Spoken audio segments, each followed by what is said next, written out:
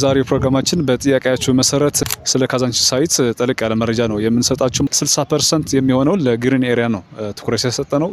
የብስክሌት መንገዶች፣ የእግር ኳስ መጫወቻ ስታዲየሞች የሚገነቡ ይሆናል። ልጆቻችሁ ጋር ወጣ ብላችሁ ወክ የምታደርጉባቸው ሰፋፊ የሆኑ ግሪን ኤሪያ ቦታዎች ይኖራል።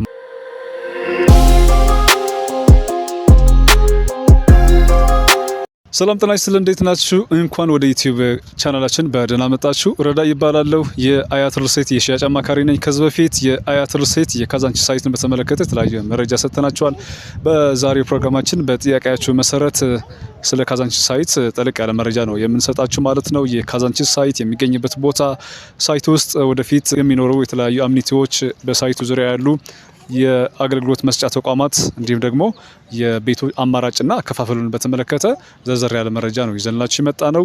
ከቦታው ስንጀምር እንግዲህ ካዛንቺስ ግቢ ገብርኤል ቤተክርስቲያን ፊት ለፊት የሚገኝ ሳይታችን ነው። ሳይታችን 226,000 የካሬ ስፋት ያለው በጣም ግዙፍና ዘመናዊ የሆኑ ቤቶች የሚገነቡበት፣ በውስጥ ደግሞ የተለያዩ አገልግሎት የሚሰጡ ተቋማት ያለው ሳይት ነው ማለት ነው። እንግዲህ በ226,000 አጠቃላይ የመሬት ስፋቱ ላይ ወደ 60% የሚሆነው ለግሪን ኤሪያ ነው ትኩረት የሰጠ ነው። ይሄ ማለት ለተለያዩ ትምህርት ቤቶች፣ የሕክምና ተቋማት፣ የኤሌክትሪክ መኪኖች ቻርጅ የሚደረግባቸው ስቴሽኖች የሚገነቡ ይሆናል። ሕክምና ተቋማት ይኖራሉ፣ ትምህርት ቤቶች ይኖራሉ፣ እስከ ኤሌመንተሪ ስኩል ትምህርት ቤቶች የሚገነቡ ይሆናል ማለት ነው። ከዚህ በተጨማሪ ደግሞ የውስጥ ለውስጥ መንገዶቹ ወደ 7 የሚሆኑ የውስጥ ለውስጥ መንገዶች አሉ። በተለያየ አቅጣጫ ወደ ሳይቱ የሚወስዱ መንገዶች የሚገነቡ ይሆናል ማለት ነው። በእነዚህ መንገዶች ላይ ሰፋፊ የብስክሌት መንገዶች የሚገነቡ ይሆናል ማለት ነው። ስለዚህ ከቤቱ በተጨማሪ ደግሞ ሳይቱ ውስጥ ለልጆቻችሁ የሚመች የተለያየ አገልግሎት የሚሰጡ የብስክሌት መንገዶች፣ የእግር ኳስ መጫወቻ ስታዲየሞች የሚገነቡ ይሆናሉ።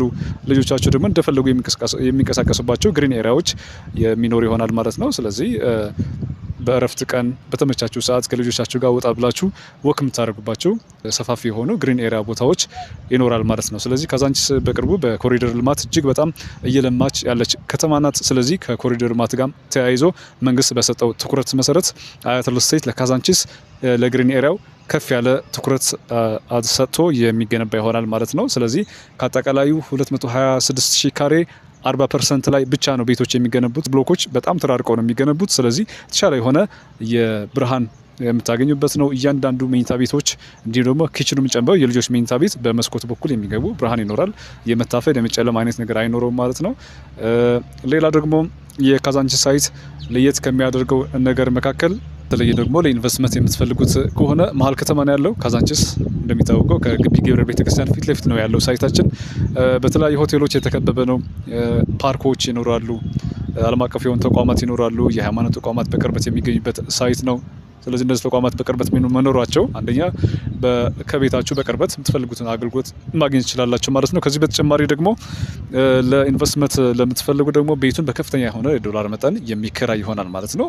ዓለም አቀፍ ሆቴሎች አሉ። ለምሳሌ እንደ ሂልተን ሆቴል አለ፣ ሸራተን ሆቴል አለ፣ ራዲሰን ብሉ፣ ኢንተርሌክዠር ሆቴል እና ሌሎችም ትላልቅ ዓለም አቀፍ ሆቴሎች አሉ። እነዛ ሆቴሎች ላይ የተለያዩ ዲፕሎማት ወደ ኢትዮጵያ ሲመጡ ገስት ሃውስ ይፈልጋሉ።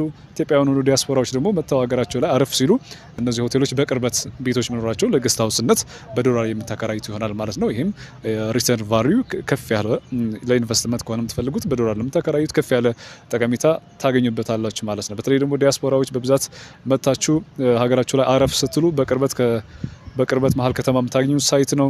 መልሳችሁ ስትሄዱ ደግሞ እዚሁ በዶላር የምታከራዩት ሳይት የሚሆን ይሆናል ማለት ነው። ሌላ ደግሞ ሳይቱ ከአስፋልት ዳር ነው ያለው። ይሄ ማለት ከመንገድ በአቅራቢያ ያለው። ስለዚህ ከየትም አቅጣጫ ብትመጡ ወደ ሳይታችሁ በቀላሉ ነው የመንገድ አክሰስ ታገኛላችሁ ማለት ነው። ቅድም እንደነገርኳችሁ ወደ ሳይቱ የሚወስዱ ወደ 7 አቅጣጫዎች አሉ። እነዚህም ከግቢ ገብርኤል መግቢያ ቤተክርስቲያን ፊት ለፊት በኩል አለ። በታች በኩል ደግሞ ከመገናኛም ስትመጡ ከባምቢስ በኩል ስትመጡ በመለስ ፋውንዴሽን ወይ ደግሞ በዮናስ ጨርጨር በኩል የሚያስገባ መንገድ አለ።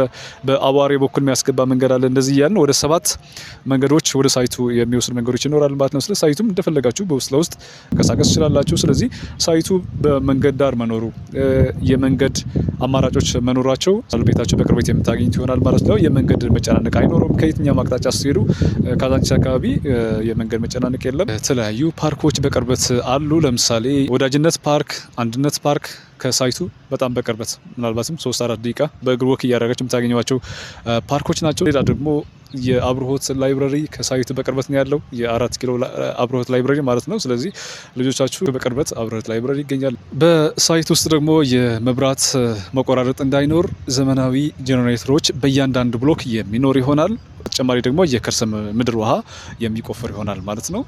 ሳይቱ ላይ በጣም ሁሉም ነገር ያሟላ የምትፈልጉት አገልግሎቶች የምታገኙበት ለመኖርም ሆነ ለኢንቨስትመንት በጣም ጠቃሚ የሆነ ሳይት ነው። ስለዚህ እዚህ ሳይት ላይ ቤት ብትገዙ በጣም ተጠቃሚ ትሆናላችሁ።